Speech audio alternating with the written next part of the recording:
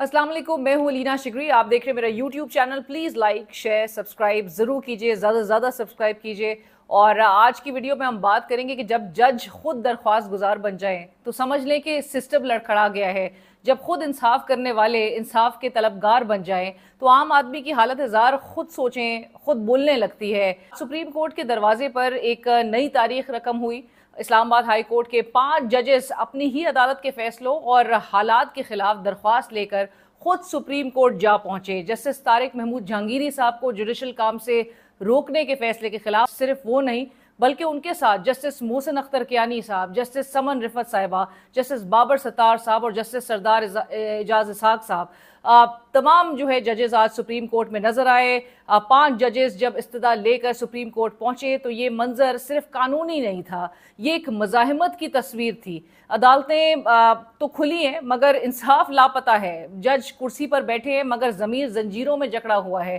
कानून नहीं चलता, चलती है मसलहत, खामोशी और खौफ। लेकिन ऐसे सिया वक्त में चंद चिराग जलते हैं। वो जज जिन्होंने दबाव को ठुकराया, धमकियों को रोन डाला और अदलिया की आज़ादी का परचम बुलंद किया। ये 5 जजेस बता रहे हैं कि अदल अभी मरा नहीं, सांसें ले रहा है, लड़ रहा है। जब अदल वाले अदल के तलबगार बन जाएं, उस आम आदमी का क्या हाल होगा जिसका कोई दर नहीं, कोई जबान नहीं, कोई सहारा नहीं। ये सिर्फ 5 जज नहीं, ये 5 चिराग हैं, 5 सवाल हैं और शायद 5 आखिरी उम्मीदें भी। जस्टिस तारिक महमूद जहांगीरी साहब की अपील को नंबर अलॉट कर दिया गया है। इन 5 जजेस ने सुप्रीम कोर्ट से 11 इस्तदाएं की हैं। इंतजामी इख्तियारात को जजों के अदालती इख्तियारात पर हावी होने या उन्हें कमज़ोर करने के लिए इस्तेमाल ना होने दिया जाए।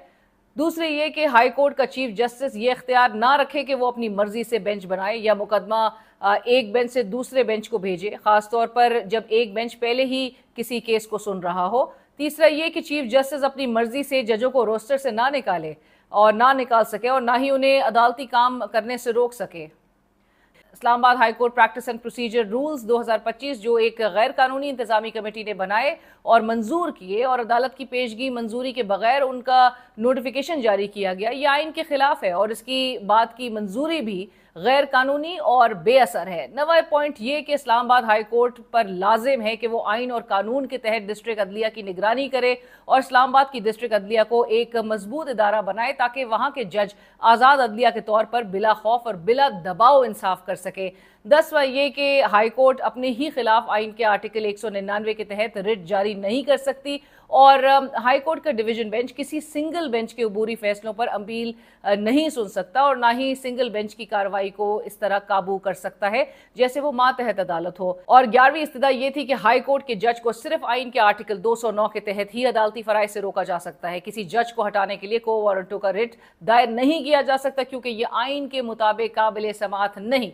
सवाल ये है कि चीफ जस्टिस साहब कब अपनी खामोशी तोड़ेंगे? जब जज खुद इंसाफ के लिए अपनी अदालत के बजाय सुप्रीम कोर्ट का दर खटखटाए तो ये लम्हा अदलिया की तारीख का सबसे बड़ा अलार्म है। बेंचेस क्यों बदले जा रहे हैं, केसेस क्यों एक जज से उठाकर दूसरे जज को मुंतकिल किए जा रहे हैं, कौन सी वो ताकतें हैं जो अदलिया के फैसलों पर असरअंदाज हो रही हैं और अदलिया का इदारा किस हद तक तबाह हो चुका है। ये वो सवाल है जो आज हर बाशऊर पाकिस्तानी पूछ रहा है।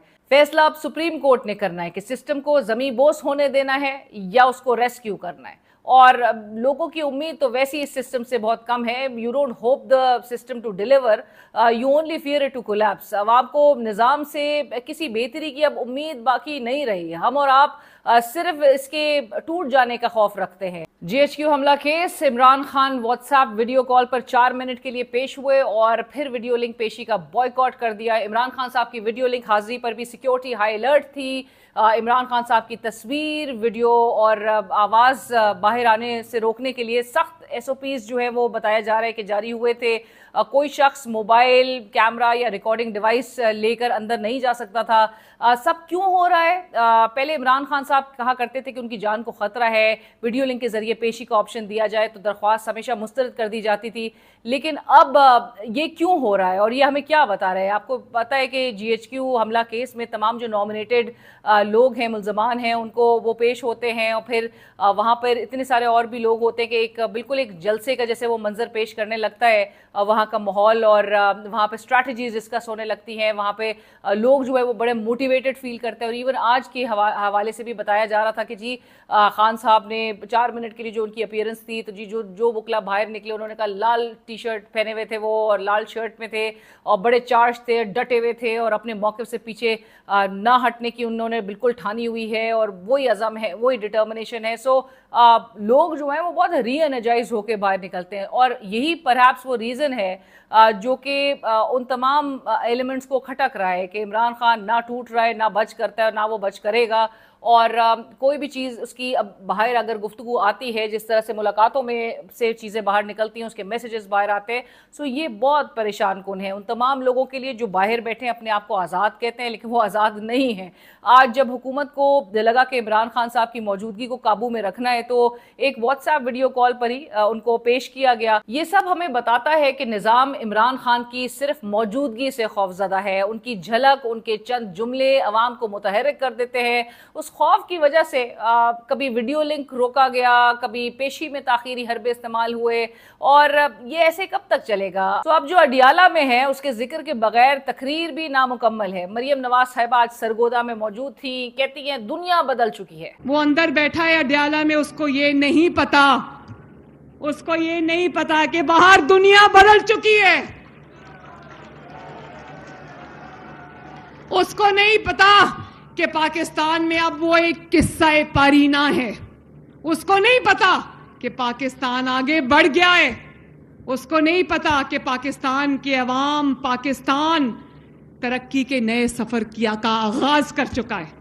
जी, दुनिया बदली है मगर कौन सी दुनिया? पाकिस्तान की नहीं। पाकिस्तान की आवाम आज भी गुर्बत, बेरोजगारी और सैलाब की तबाहकारियों में पिस रही है। पंजाब के लोग रिलीफ मांग रहे हैं, खाने को तरस रहे हैं, लेकिन मरियम नवाज सियासी तकारीर में मसरूफ नजर आती हैं। उनका ये बयान उनकी बेहसी और अवामी मुश्किलात से नावाकफियत को जाहिर करता है। दुनिया वाकई बदली है मगर ये बदली है सिर्फ हुक्मरानों के लिए, जिन्हें इक्तदार की कुर्सी, प्रोटोकॉल, प्रिविलेज, पर्क्स, तमाम चीजें जो है वो हासिल हो गई।